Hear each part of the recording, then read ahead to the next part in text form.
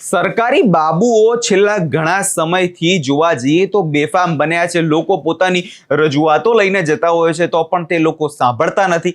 હવે ગઈકાલે સુરતમાં એક બેઠકનું આયોજન કરવામાં આવ્યું હતું, જેમાં આરોગ્ય મંત્રી પ્રફુલ્લ પાનસરિયાએ હવે આ તમામ અધિકારીનો ઉધડો લઈ લીધો છે। શું ને સમગ્ર મામલો તેના વિશે વિગતે ચર્ચા કરીએ। નમસ્કાર, હું છું પ્રથમ મોદી, આપ જોઈ રહ્યા છો નિર્ભય ન્યૂઝ।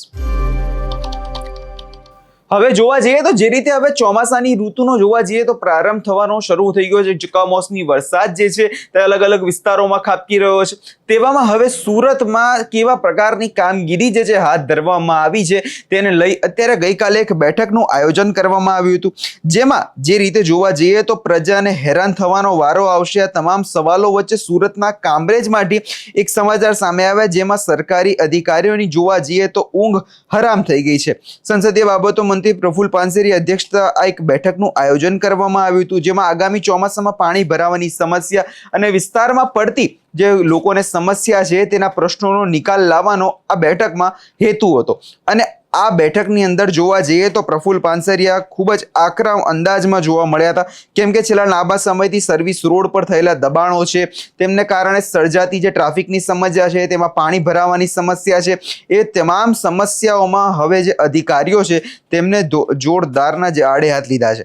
લોકોને પ્રફુલ્લ પાનસરિયાએ વધુમાં લોકોને કહી દીધું છે કે લોકોને આ રીતે મૂર્ખ બનાવવાનું અધિકારીઓ બંધ કરે, કારણ કે જે પ્રકારે લોકો અધિકારીઓ મૂર્ખ બનાવતા હોય છે, વાતો ટાળી દેતા હોય છે, એ તમામ બાબતોને લઈ હવે આ બેઠકમાં અધિકારીઓને કાયદાનું ભાન કરાવવામાં આવ્યું છે। સૌ પહેલા તમામ એ વિડીયો પર એકવાર નજર કરી લઈએ, તે બાદ સાંભળી લઈએ કે પ્રફુલ્લ પાનસરિયાનું આ વિષયમાં શું કહેવું છે।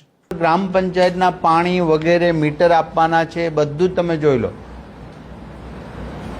અથવા તો સરપંચના ત્યાંથી આપણે સુવો મોટો ઠરાવ કરવાની તમારી પાસે જો સત્તા હોય તો એ કરો, મને ખબર નથી છે કે નહીં, બરાબર છે। તમે અઠવાડિયામાં એકવાર પહેલી કરી અને જૂના કામોનું બધું ઓડિટ કરો, ક્યાંક ક્વેરી આવે પહેલું આવે એટલે મને કહો, એનો વહીવટદાર નિમિત્તો હતો, મને રિઝલ્ટ જોશો ખોલવડ બાબતનું। 1.5 વર્ષથી બધા 50% ને પાણીના કનેક્શન લાઇટના નથી આપતા ખોલવડવાળા, એટલે આપણી પ્રાઇવેટ કંપની છે, આ બધી સરકારનું છે ને।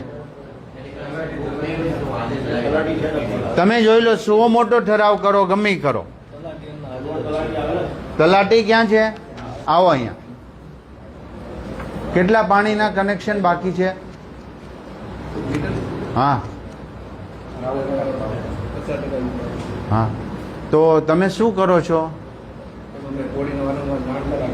હા ભાઈ, આનો નિયમ જોઈ લો, બોડી ન કરતી હોય તો બીજા કામો શોધો અને એનું મારી પાસે તમે ખૂબ સ્ટ્રોંગલી રીતે ત્યાં કામ કરવું પડશે।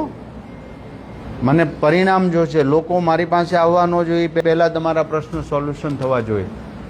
તમારા ગ્રામ પંચાયતમાં 1.5 વર્ષથી બધા કામો પાસ થઈને આવ્યા છે, તે પણ અને બીજું તમે જો ગ્રાન્ટ જમા કરી હોય અને કામો કેટલા નથી થયા, તમે એને તલાટીને બોલાવીને આજે મિટિંગ કરી લો, કાલથી બધા યુદ્ધના ધોરણે કામના વર્ક ઓર્ડર આપવાના, બાકી હોય પેવર બ્લોક નાખવાને બધું તમે પૂરું કરો, બરાબર છે?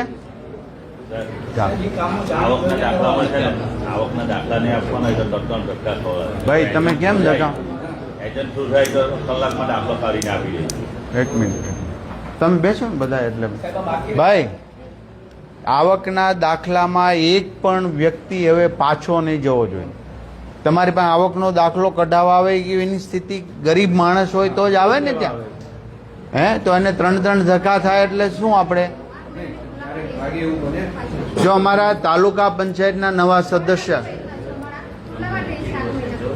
કઈ પછી ઘર કામ ચાલુ થઈ ગયું છે પણ અધૂરું છૂટી ગયું છે।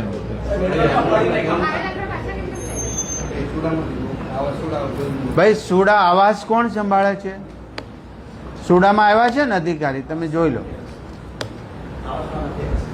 તમે એને મેસેજ આપી દેજો। જે તલાટી શ્રી તમે આજે જોઈ લો, તમે ટીડીઓ શ્રીને મળો, અમારા બેન જે છે તાલુકા પંચાયતના સદસ્ય રાજુભાઈ સમીરભાઈ તો છે જ, તો તમે આ સંકલન કરી અને 2 દિવસમાં આખો પ્લાનિંગ કરો સુવો મોટો ઠરાવ થતો હોય તો તમારા પાવર્સમાં તો તે કરી દો, અથવા તો ઉપરથી ભાઈ અંદર વાતો નહીં કરી આપ.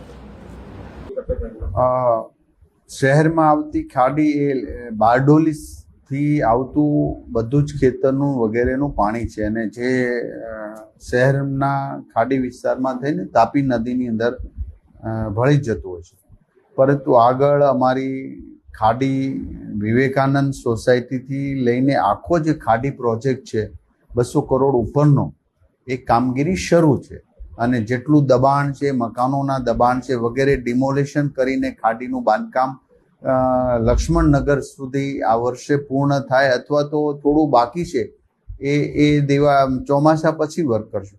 એટલે આટલા મોટા પ્રોજેક્ટો, દબાણ હટાવવા, મકાનો હટાવવા, પ્રાઇવેટ સોસાયટીની દિવાલો ખાડીની અંદર બનાવી એ હટાવવાનું, આ બધી જ કામગીરી શરૂ છે.